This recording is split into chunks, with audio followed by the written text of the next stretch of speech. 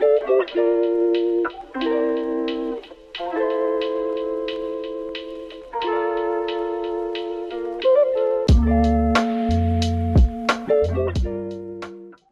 we've done quite a bit of it before.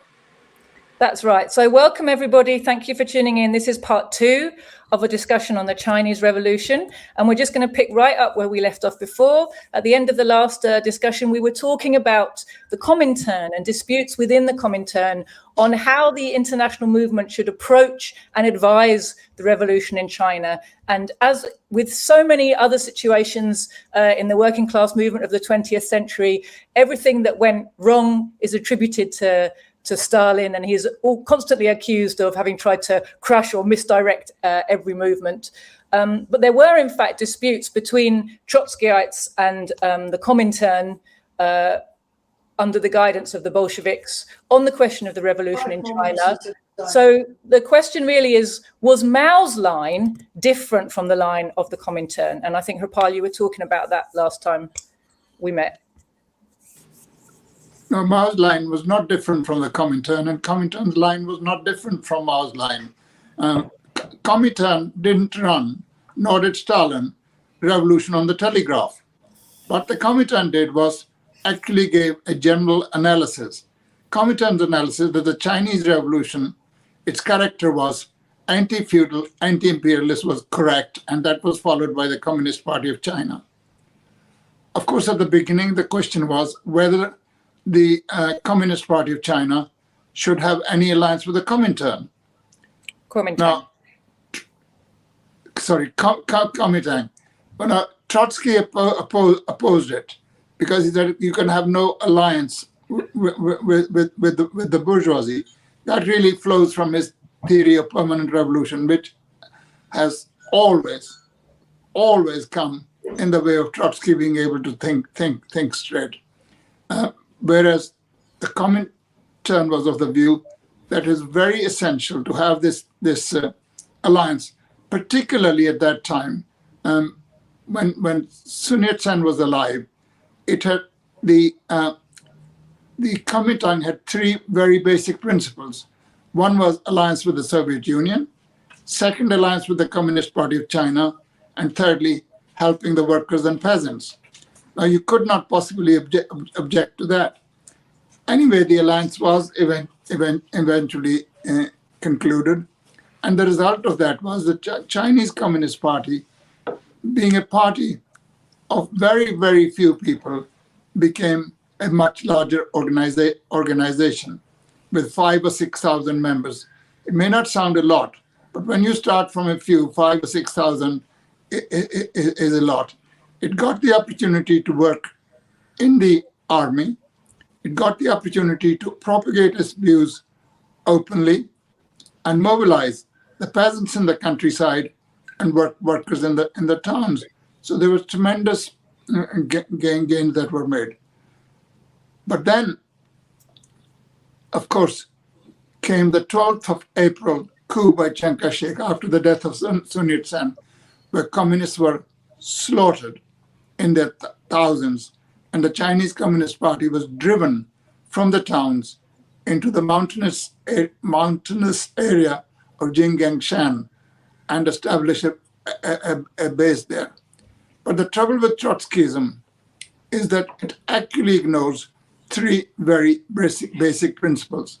One is that a revolution and the Revolutionary Party must take into account the nationally peculiar conditions of its own country.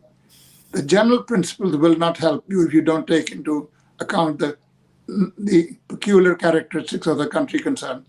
Trotsky was opposed to an alliance with the bourgeoisie because you couldn't have an alliance with the bourgeoisie because there was no alliance with the bourgeoisie in Russia. However, Russia was an imperialist country.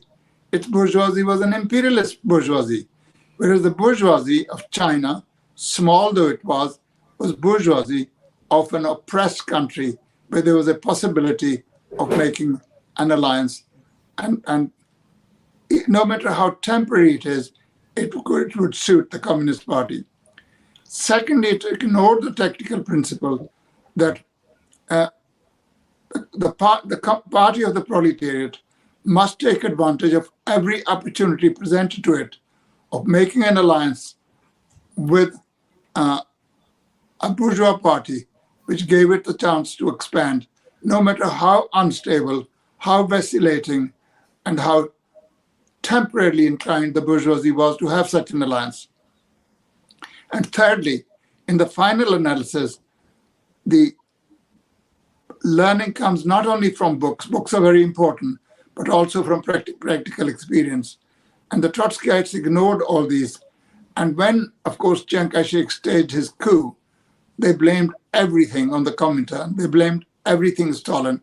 This was not the case. In fact, this had only happened because the leadership of the Communist Party of China, then headed by Chen Tu-Hsiu, followed a right-wing policy of just merging with the Comintern, not arming the workers and peasants, not defending their rights for better living conditions, not maintaining a properly independent existence, and not putting enough emphasis on military affairs and on the question of having an armed force. And this was in violation of the instructions of the Comintern.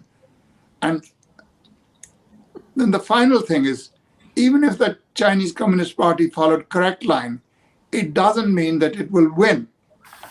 If you follow an incorrect line, you can never win. But if you follow correct line, you may still not win, because the other side at that time proved to be far stronger, which was the case in China. The strength of the Comintern army at that time was more than 2 million.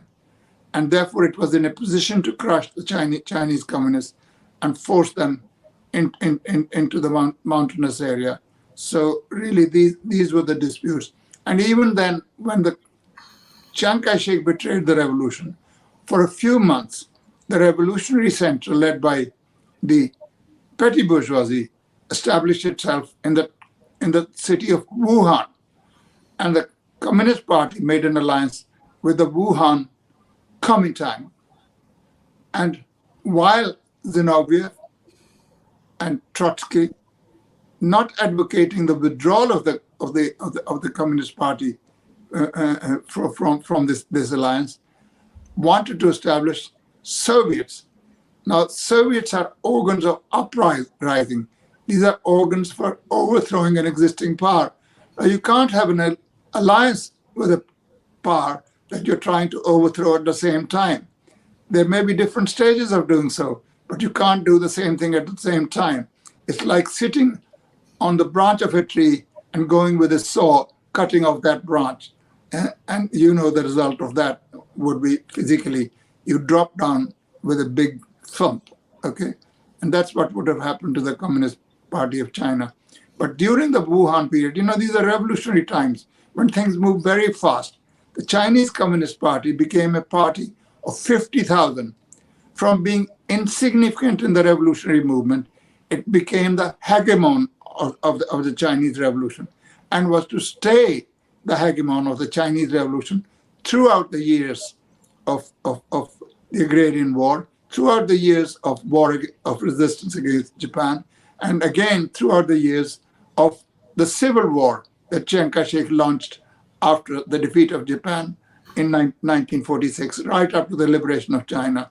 And of course, it continues to be a hegemon today.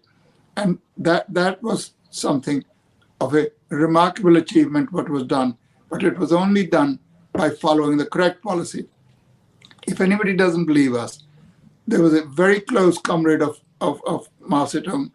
He was very, very close to Mao Zedong, except for the last few months of his life, Chen Po-ta. He wrote a very enlightening pamphlet, Stalin and the Chinese Revolution, in which he says that Stalin's analysis was correct, and if it wasn't followed, it was because of the failure of our own right-wing leadership, who even tried to hide Stalin's analysis from the Communist Party. And Chen Tu-hsiu, you remember, then once he was defeated in the Chinese Communist Party, tried to launch a Trotskyist movement. He failed in that, and I think, if I'm not mistaken, Caleb, you correct me, he ended up by spending the rest of his life in Canada as an exile. Is that right? I don't know. We don't know. Caleb, do you want to talk any more about the kind of Trotskyist approach to the Chinese Revolution before we move on there? Well, one thing I did want to reference is one of the most common Trotskyite smears against the Chinese Revolution is that because it's a block of four classes, because the People's Republic was created on a block of four classes, because it was founded as a people's democracy, that it is therefore not a socialist country. It is not a proletarian dictatorship. And I think that, this is a form of dogmatism where they're saying because it's not simply the rule of the industrial proletariat, it's not a socialist society. Frederick Engels in Socialism, Utopian and Scientific makes clear that the proletariat takes power on behalf of all of society. And the proletariat is the majority in capitalism, but in societies that are held back in impoverishment by imperialism and prevented from reaching the stage of full capitalist development, the Communist Party will lead a coalition of different classes, but led by proletarian ideology, is my understanding. But I'd be curious to hear what Harpal has to say in response to that common smear that I often hear. They'll say, look at the Chinese flag, those different stars, they stand for different classes. So that shows it's not a socialist society because it's not a proletarian, it's not a purely proletarian dictatorship. It's one of the people's democracies that was formed in the aftermath of the Second World War. And, so I'd be curious to hear Harpal refute that point. It's basically, first of all, neither the Comintern, nor Stalin, nor Mao Zedong, nor anybody ever said that the Chinese Revolution at that time was the socialist state. They said it was a democratic revolution. In the olden terminology, we used to say bourgeois democratic. But the Chinese called it a people's democratic revolution. It was a revolution of the people, but with this difference, led by the proletariat. Proletariat was the guiding light in that revolution. It provided the leadership. The peasantry by itself cannot achieve much unless some leadership is provided. That leadership could either be provided by the bourgeoisie in China or by the proletariat. The bourgeoisie in China was very weak and proved weak and was not able to provide that leadership. That leadership vacuum was filled by the Communist Party of China. So when the Chinese People's Republic was established, it was the democratic dictatorship of the proletariat and the peasantry led by the proletariat.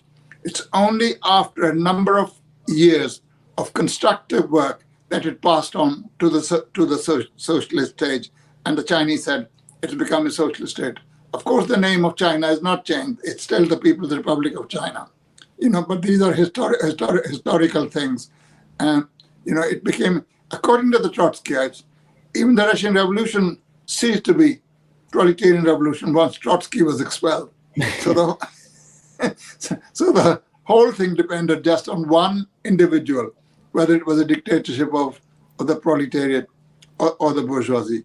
They said socialism could not be built in a single country, and yet they wanted to assume the leadership of that country where no socialism could be built, and were to continuously accuse Stalin of not hastening the development of socialism, the very socialism they said could not be built because it could not be built in a single country.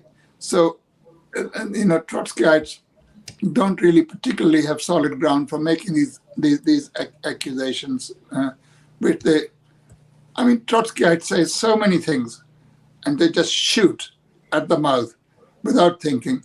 By the law of statistical averages, every now and then they're right? But that is just by accident. It's not because it's a well thought out statement that they've made.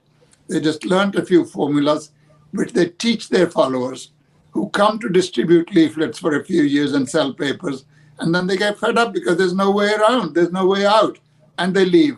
So all they breed is skepticism and cynicism, and basically preaching an ideology which is counter-revolutionary, but wrapped in ultra-revolutionary terminology. That is the way they function.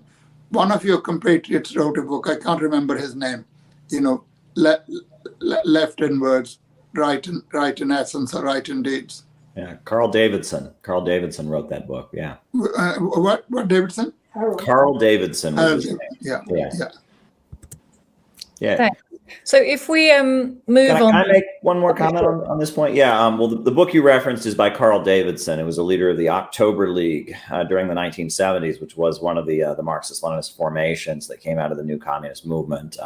And I do recommend it. It's an interesting resource, particularly in reference to the Chinese Revolution and the Trotskyite line on it. But one thing that strikes me as kind of a continuity and a similarity that you can find between both Stalin and Mao is their ability to organize people. They were mass organizers, and this concept that you get from the Little Red Book, the concept of the mass line, that you go from the masses to the masses. The revolutionaries are the fish, and the masses are the water. It's very similar to Stalin and his mass organizing style, and that Stalin. He was the guy. He was the editor of Pravda, which was the daily, agitational newspaper of the Bolsheviks. And if you read Stalin's writings on the military question, Trotsky wants to make all the factories into centers of the military and just kind of draft everyone in the military and make them working in the factory, their military service.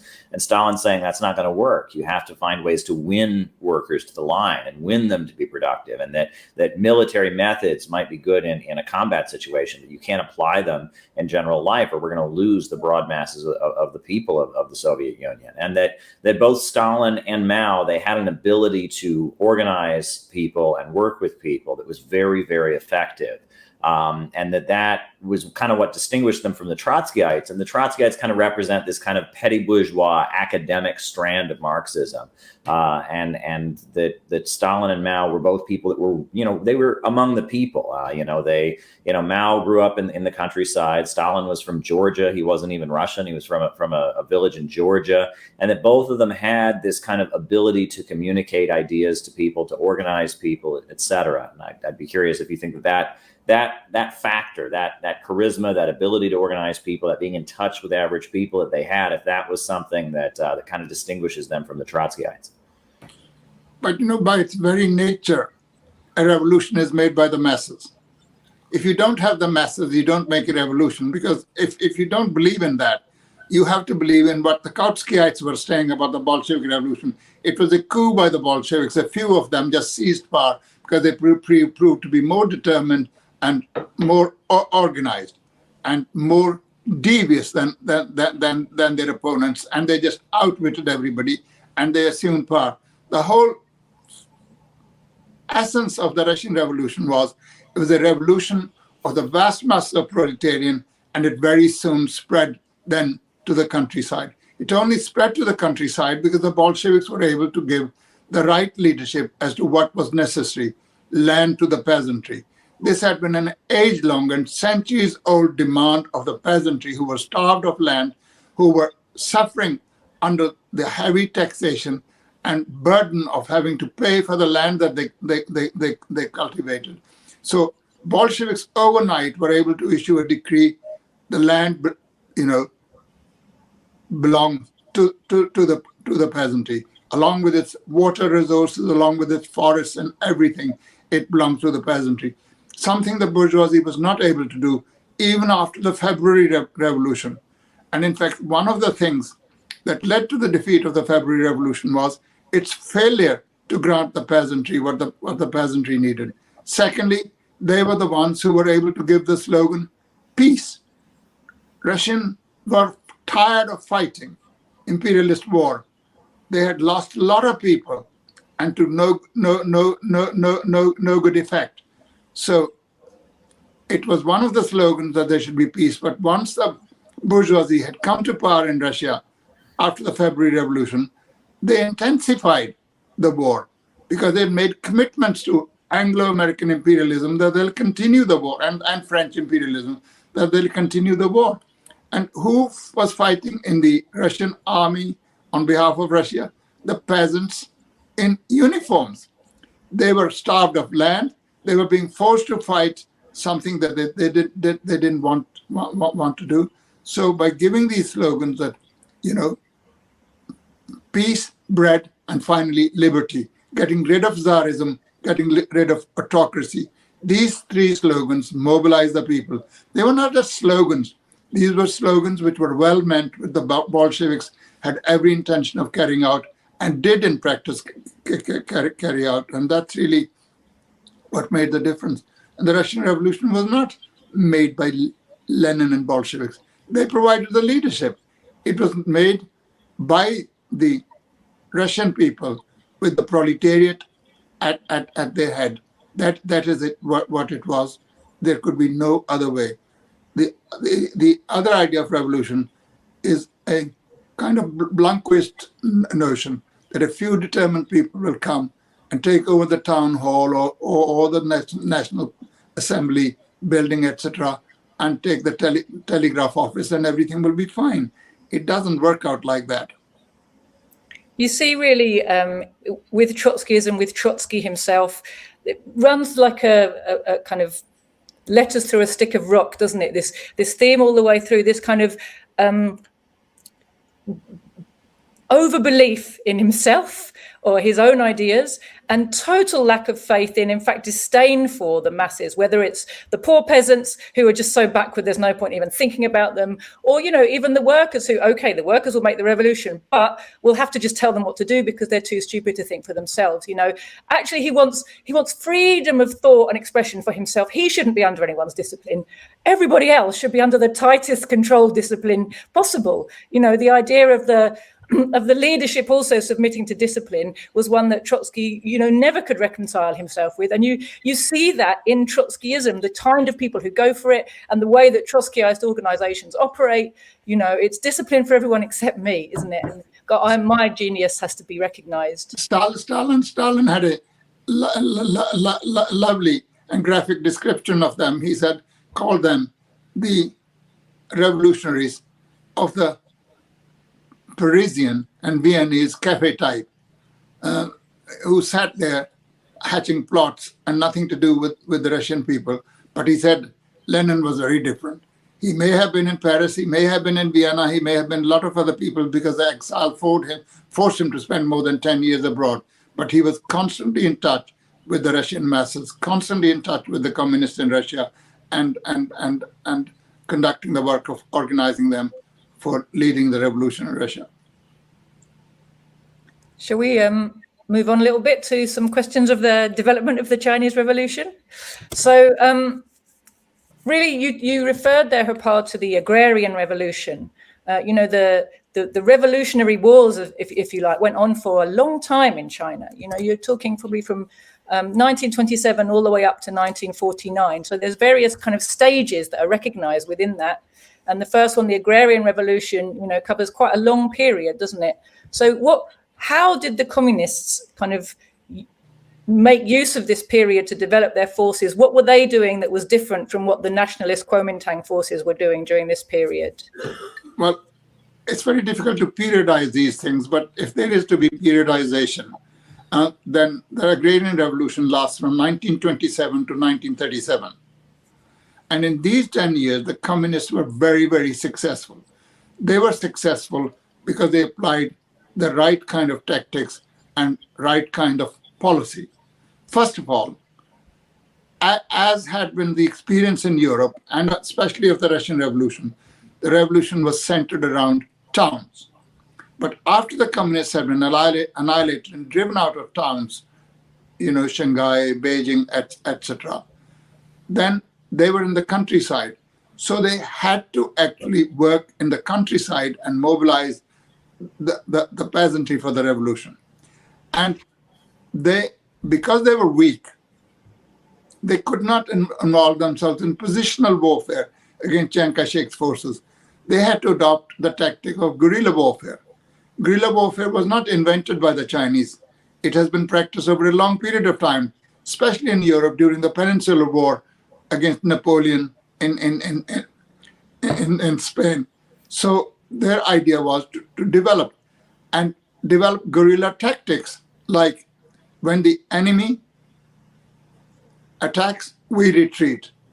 When the enemy rests, we harass. When the enemy retreats, we attack. They had specific way of dealing with their opponents who were far more powerful, both in terms of numerical strength as well as in terms of armaments. So they defeated them in battles. And very often, Chiang Kai-shek's forces were supplied by the Americans. So when the Chinese Communist Party in various battles defeated the forces of Chiang Kai-shek, they also captured their weapons. So the American imperialism can be truly able to claim credit for the Chinese Revolution because they supplied arms to it via the Kuomintang. So the Chinese Revolution followed a different path, and Mao Zedong's writings on the military are worth a read every now and then to remind yourself how they actually organized. And of course, when they went into the countryside, they had policies. First of all, distributing land. Now that is something very close to the heart of the peasantry. The peasantry then understood the communists are our people. They're looking after our interests. They became enthusiastic about the Communist Party and its army, the People's Liberation Army. They confiscated grain from the rich peasantry, as well as from the landed gentry, and distributed among the poor. They put an end to the custom of having to buy your bride. You didn't, you had to purchase women before that. They put an end to it. They put an end to various superstitions and giving gifts on various occasions, and relieved the peasantry of those burdens. Peasantry in those areas didn't have to pay a great deal of rental for cultivating their land. Then they did, and the People's Liberation Army was not just a fighting force; it was also a propaganda force. It carried the ideals and ideas of the Communist Party of China into the countryside. Tremendous emphasis was put on ideological education.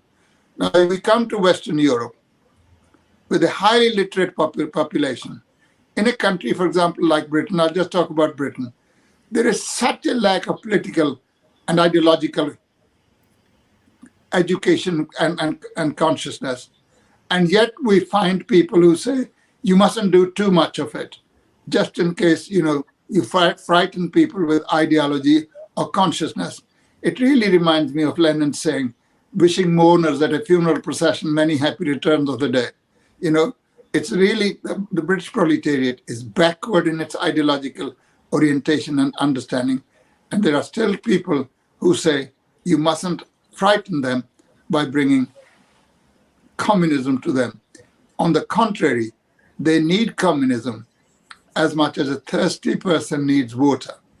And we must take it to them. They need communism. The proletariat needs communism as much as humanity needs air to breathe, water to drink. It's extremely important. The Chinese Communist Party was able to do it, even in the midst of battles, horrendous battles. Mao Zedong will go around giving lectures on contradiction, on practice, on dialectical materialism. And they were very cute people. They came from a backward country, but politically they became very advanced because they realized the importance of revolutionary theory. As Lenin never failed to emphasize, without a revolutionary theory, there can be no revolutionary movement. And just as the Russians had done, the Chinese brought revolutionary theory to the masses. Ever since they formed the Communist Party in 1921 in the wake of the October Revolution, they never looked back. They realized the importance of this. And so these were the reasons for the success of the Communist Party. That actually, and of course, most important of all, the peasants could feel in the areas that were liberated, and there were Soviet republics established in various areas controlled by the Communist Party. The people could see they had become the masters of their own territory. They had become rulers of the territory, and they felt importance that they never had done for several millennia. So this is the secret to the success of the Chinese comrades. Caleb. Sure. I mean, there's a lot of things that are really important about all of this. One of the first things is to point out that the People's Liberation Army was a political army, and it remains so even to this day. The People's Liberation Army in China to this day is accountable to the party, not the government, and it is a political entity. And the bourgeoisie, you know, they maintain that the U.S. Army is not political at all. No politics whatsoever. They just enforce the law. They obey the president. No politics. Well, we know that's malarkey, right? You know, the U.S. military is full of indoctrination. You know, they teach them that the United States is the greatest country in the world, that communism is our enemy, that Islam is our enemy, etc. But in theory, the bourgeoisie claim that their armies have no politics. They're just enforcing the law. They're just carrying out orders, defending the country. The People's Liberation Army made no bones about the fact that it was a political army, and there was political education given to all the soldiers, and that was a really important thing. And that the little red book, the iconic symbol of Mao Zedong thought, originally it was blue, and it was a compilation. It was selections of quotations from Mao Zedong that was given to the military as part of their political training. You would get your kit when you joined the military, your uniform, your gun, and you'd also have this little book. And eventually, it was turned red because that's more of a communist color, and distributed among the civilian population. The other thing that I think is important about all of this is that in addition to the fact that the People's Liberation Army was a political army, they really, really worked hard to combat corruption. Because, you know, there's a whole history of armies in China, warlords, and even peasant revolutionary groups that they were known for plundering. And, you know, you hear stories from the Long March where, you know, many of these villages, they would see the People's Liberation Army coming and they would cower in fear because they expected, oh, here comes an army and they're going to steal all our crops and food. They're going to, you know, sexually assault all the women here. They're going to, you know, and they didn't do any of that. The People's Liberation Army was notorious for how well it followed a very strict code of conduct. You know, you couldn't even take a spool of thread. You couldn't take one thing from the peasants. You had to pay for everything, and that they would insist on paying for anything they took from the peasantry. Never take anything from the people. You read the 8 points of attention, or I think it's called, what is it? The eight points of discipline or something. Then this is a really important thing. And the fact that they enforced that it really won the trust of the people. The fact that when the Red Army came to villages, they acted completely different than any other army had ever acted in China's history. Weren't taking bribes, weren't plundering the people, weren't being violent, weren't a force of corruption, but were instead following a very rigid moral code and how they conducted themselves. That really won the trust of millions of people. And I think that's a very important point. And that also it's important to point out that they were not, this wasn't simply a, honor system. Okay, we're not going to do this. They enforced it very rigidly. The People's Liberation Army executed a number of its own members. If you were caught, stealing from the peasantry, if you sexually assaulted a woman in a village or something like that, they would institute the death penalty. And they did, rigidly enforce these rules among their own soldiers in order to make sure that they maintained and continued to practice what they preached and became and remained the army that the people could trust. And I think that's one of the most important strengths of Mao Zedong. And then Mao Zedong had clearly, he was born just, 30 years after the Taiping Uprising, which was the biggest civil war in human history, this mass civil war, this mass peasant uprising, that had taken place. And Mao had clearly studied it in great depth and learned from the failures of the Taiping Uprising, not just in terms of its ideology, that was a Christian utopian uprising, but also in terms of its practice and how the Taiping army that had fought the emperor, how they had failed. And part of the way they had failed was due to the fact that they were known to act like bandits, and they were known to rob people, etc. And that Mao, he developed the People's Liberation Army as this highly political and highly disciplined force that could really win the trust of the people. What do you think, Harpal? No, absolutely. I mean, that is precisely what happened. See, the one thing that proletarian revolutionaries and revolutionary Democrats can never be frightened of is telling the truth. I mean, if we say we want to establish dictatorship of the proletariat, there's nothing to be ashamed of that. It is the dictatorship of the majority over the exploiting minority. We can be open about it. The bourgeoisie, by its very nature, represents, as it does, a very minuscule portion of the population who are exploiters. They can't go around saying it's a dictatorship of the bourgeoisie. Now you'll follow us or else. If they did that, even the most dim-witted worker would say, hey, I'm not following that. I'm not following dictatorship. But they have to say, no, it's a democracy. It's your government. You have put us in this place so that we can come and deceive you, beat you, and misrepresent you. You know, they have to indulge in subterfuges because they represent a minority exploiting class. The proletariat can afford to tell the truth. I mean, people suddenly find their blood gets cold, curdled, if you mention the dictatorship of the proletariat. Every class, every state is a dictatorship of one class or the other. So the choice is yours. You want dictatorship of the proletariat or you want that of the bourgeoisie? Well, given that choice, very simply, I think most workers will say, I'd rather have the dictatorship of the proletariat. But of course, that's not how the question is put when you have elections. It all boils down to whether the interest rates are going to go up by 0.25% or they're going to go down by 0.25%. That is not the issue. The issue is who owns the means of production.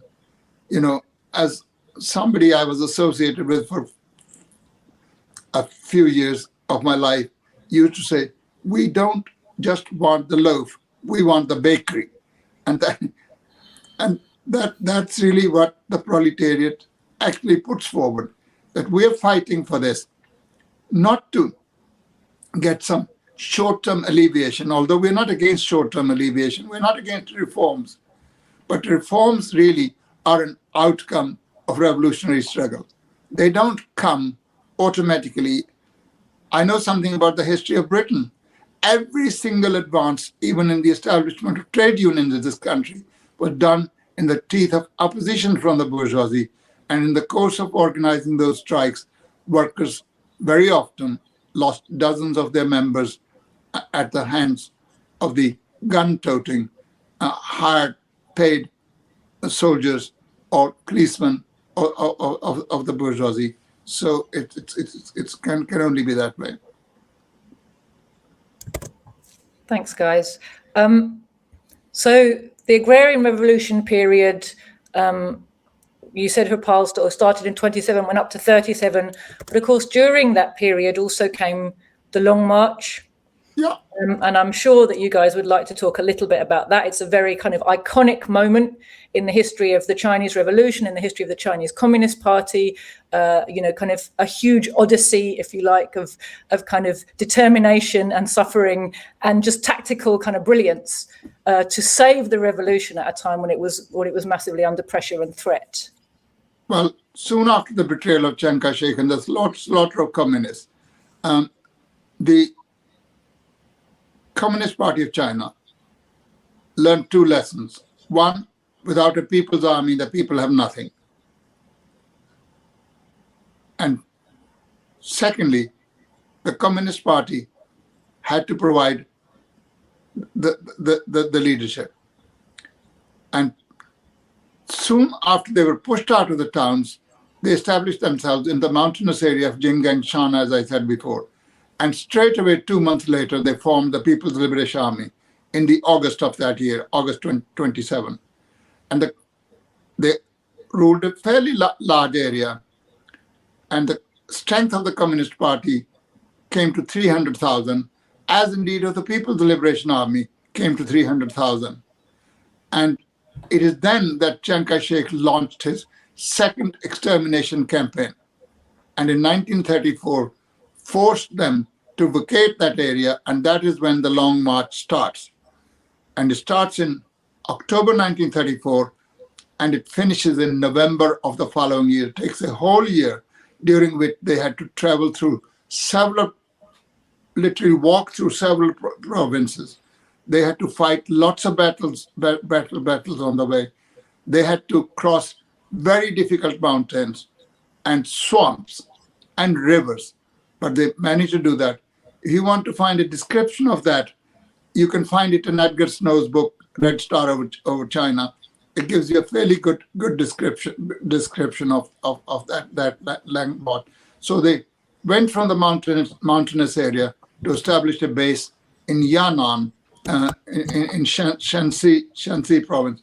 And Yan'an became really the headquarters, not only of the Agrarian Revolution, but subsequently also of the Chinese Revolution through the War of Resistance against Japan. Now, when this long march is taking place, already by 1931, Japan had started invading China. In 1932, they had established a puppet regime in Mongolia called the Manchukuo. So and the Communist Party gave a call of resistance against Japan, but Chiang Kai-shek wouldn't agree to that. So the Communist Party, while actually is leading its much dwindled forces out of Jinggangshan in the direction of Yan'an, it's having to fight not only Chiang Kai-shek's forces, but also Japanese forces. And it's a miracle that they were able to survive and reach Yan'an with a strength of about 10,000 people. And that's from where they built up their strength and became, of course, the center of the war of resistance against Japan. They forced Chiang Kai-shek to conclude an agreement with them that they will fight against Japan in the war of resistance. And such was the outrageous policy of Chiang Kai-shek that even his own army officers rebelled against it. Two generals, they have a similar name, Zhang and Zhang. They captured at a place called Xi'an, Chiang Kai-shek, held him prisoner and said to him, "You will conclude an alliance with the Communist Party." Well, Chiang Kai-shek found their arguments very persuasive. And he concluded, and the Communist Party sent Zhou Enlai to conduct negotiations. When he saw Zhou Enlai, Chiang Kai-shek, of course, knew him from earlier days. His face went white. He thought, they're going to order my execution. But they had better use for him because he still was the commander of several million strong army. So they wanted him to join them in fighting. And this was agreed to. And that was a brilliant victory for the Chinese line of resistance against Japanese invaders and would-be conquerors of China. And everything that happened there helped the Chinese Communist Party because the Japanese conquered big towns. They were strong in towns. They didn't have the manpower to control rural areas. Now, Chiang Kai-shek's strength was also in the towns. So Chiang Kai-shek's force was basically battered and finished off by the Japanese in the towns. But the Communist Party had far freer hand in the vast rural hinterlands of China to organize the peasants. So unwittingly, if you like, even the Japanese made a contribution to the Chinese revolution by actually assisting the Communist Party to organize people to resist Japan. And of course, their guerrilla tactics were infuriating to the Japanese. They could fight mobile and positional warfare because they had a modern armament, they had a modern army. And they could defeat Chiang Kai-shek's forces. But they could never defeat the Chinese communists because they were everywhere and nowhere. You know, they came from nowhere. They concentrated their forces for attack, finished off, wiped out a few hundred of the Japanese aggressors, and disappeared into the countryside. And in this way, they became the leading force in the war of resistance and subsequently, of course, in the war of liberation. Caleb. Wow. I mean, there's a lot of things there that are worth commenting on. I mean, one of which is that the Long March was one of the greatest turnarounds that we've ever seen in military history. I mean, they were crushed. The Chinese Soviet Republic was surrounded. They retreated. I mean, it was completely crushed. It looked like everything was lost. And then in a few short years, all of a sudden, the Chinese Communist Party is back and they're controlling territory again. And they're a force to be reckoned with. And the fact that they could come back from such a bitter defeat to become a force to be reckoned with once again, so much so that they could force Chiang Kai-shek to have an alliance with them against the Japanese invaders. It really indicates a real organization and political strength that again shows that there was some brilliance in how they were put together. I think there's a common narrative that we get in the West. It's like, oh, well, somebody was going to have to solve China's problems, and I guess the communists just happened to be there, and they were the ones to do it. Well, no, the history of the Chinese Communist Party really reveals that there was some huge tactical brilliance, some huge ideological strength that enabled them to do what they did. It's not simply a matter of them being there. And that also accompanies a lot of historical revisionism. I mean, the internet is full of historical revisionism from Taiwan, trying to claim that Mao didn't fight the Japanese invaders, that Chiang Kai-shek did all the fighting by himself. And this is all just, not based in reality whatsoever. I mean, it just doesn't match the facts. The Chinese Red Army, the 8th Route Army, they were called at that time when they were fighting the Japanese invaders. They were the heroes of the world. I mean, Edgar Snow's book, Red Star Over China, was a best-selling book in Britain and the United States. Everyone was just in awe of the amazing victories that the People's Liberation Army, then called the 8th Route Army, was pulling off against Japan. They were kind of, just the symbol of anti-fascism. Edgar Snow wrote a very good book during this time called People on Our Side, that showed how the Red Army organized and what they did, and that they were key in defeating the Japanese invaders. Yes, there were more casualties on the side among the KMT, but when it came to playing the decisive role, the Red Army was key. I mean, and they were known for being much more heroic and much more willing to sacrifice. It's also important to note that the funding that was given to Chinese forces by the United States during the Second World War to fight Japan, almost all of it went to the KMT. It did not go to the 8th Route Army and the communists, so much so that the Chinese Communist Party asked the United States Communist Party to criticize Washington for this. And there's a kind of a famous incident during the Second World War. Earl Browder was the leader of the U.S. Communist Party. He dissolved the U.S. Communist Party, changed it to the Communist Political Association. And during the war, the Chinese Communist Party asked the U.S. communists to make a statement and criticize the U.S. government for not giving more aid to the Chinese communist armies and their resistance. So Earl Browder gave a radio speech and urged Roosevelt and the government in Washington, D.C. to give more funding to the Chinese communists in their fight against Japan. And after Earl Browder made this speech, he was called to Washington, D.C., and figures in the U.S. State Department forced him to apologize. And so Earl Browder apologized for making this statement and said, oh, this must be a miscommunication. And he said that this wasn't true. And the Chinese communists were just in horror. Why are the leaders of the Communist Party of the United States saying that we're liars, and repeating Washington's propaganda? And ultimately, when Earl Browder was removed from the leadership of the Communist Party of the United States, William Z. Foster, the leader of the Communist Party, who replaced him, who'd been, he was kind of the well-respected leader of the American working class. He received a personal telegram from Mao Zedong celebrating the overthrow of Earl Browder. And that kind of, the confusion around who was getting the aid and who was getting the aid to fight the Japanese invaders, that was a very decisive in kind of the internal politics of the Communist Party of the United States, especially in leading up to the overthrow of Earl Browder, which I think is very, very interesting. So, but yes, I mean, it's just the Chinese Red Army, they were the heroes of the whole world during this time. Red Star Over China, People on Our Side. You watch, there's some old World War II U.S. military training films, the Battle of China, the Battle of Russia, where, it's very clear that the army that everyone was just looking to and watching achieve these miraculous, amazing victories on the battlefield, it was the Communist Army that was doing that. It was not the KMT Army that was doing that. The KMT Army was known for corruption, for robbing people, for plundering villages. They would throw away the lives of the peasants who joined their army, just as much as they possibly could.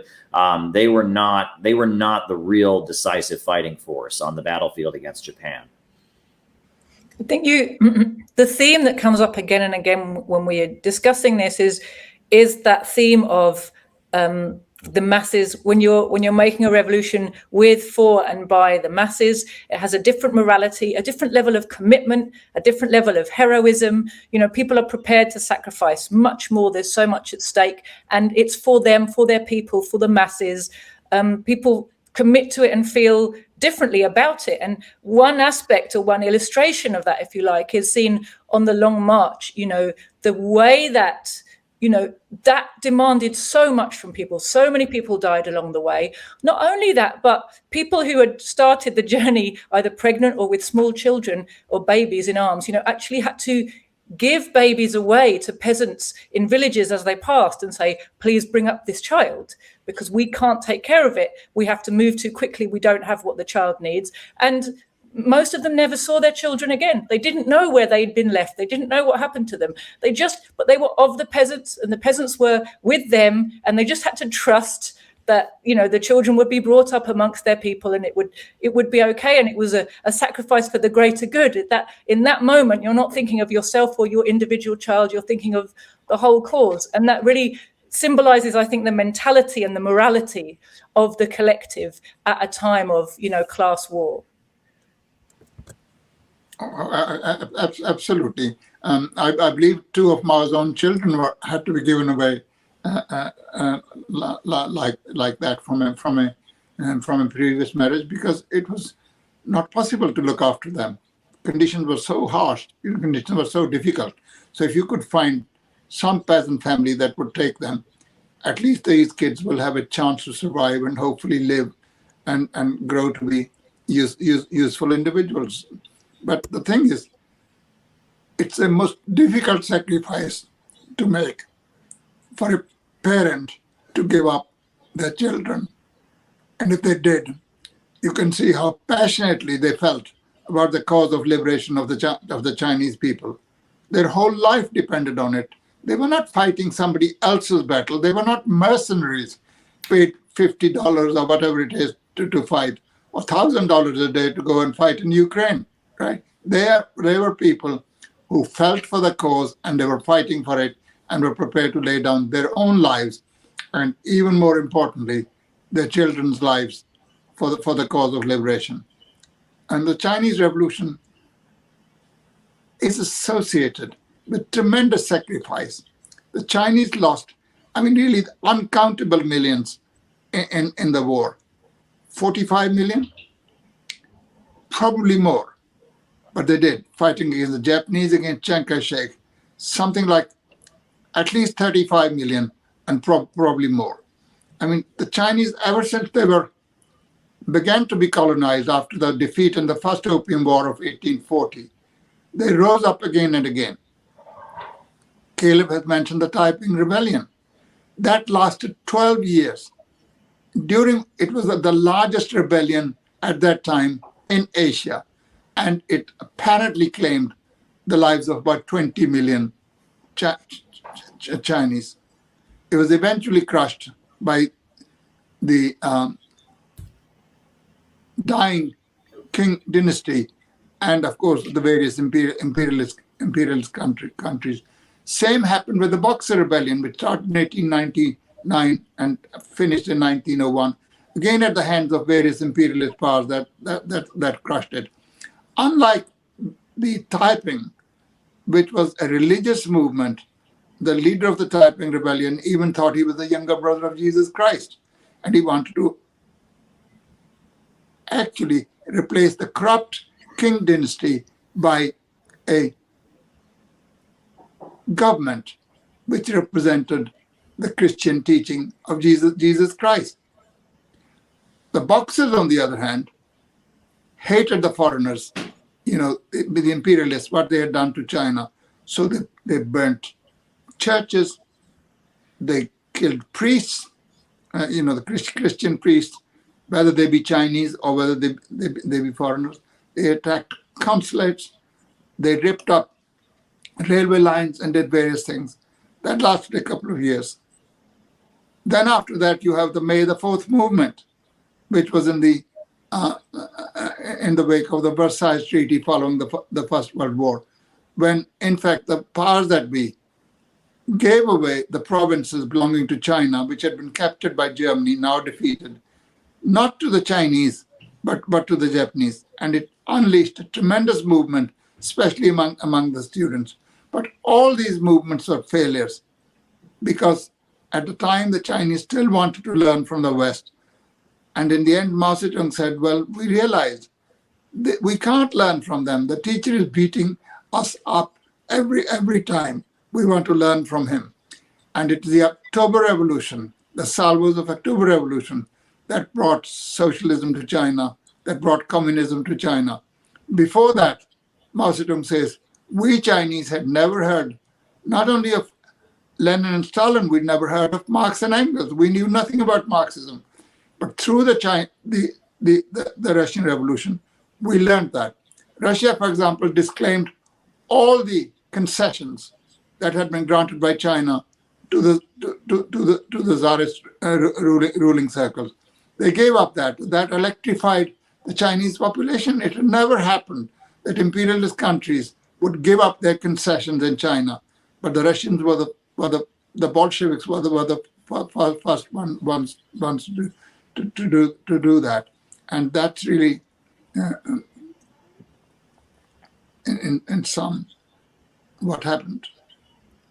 Can I just come back to the anti-fascist war? Because something that's really noticeable is, if you live in the West, the anti-fascist war, World War II, is always taken as being from the day when, Britain declared war on Germany, or Germany invaded Poland, whatever, at the beginning of September 1939, and it goes on till sort of VE Day, or if you're lucky, VJ Day, 1946. But of course, the Chinese dates for the anti-fascist war predate that by a long period.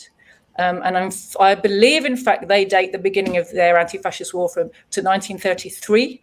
Is that right? Someone tell me. I think they've got 14 years of anti-fascist, anti-Japanese war.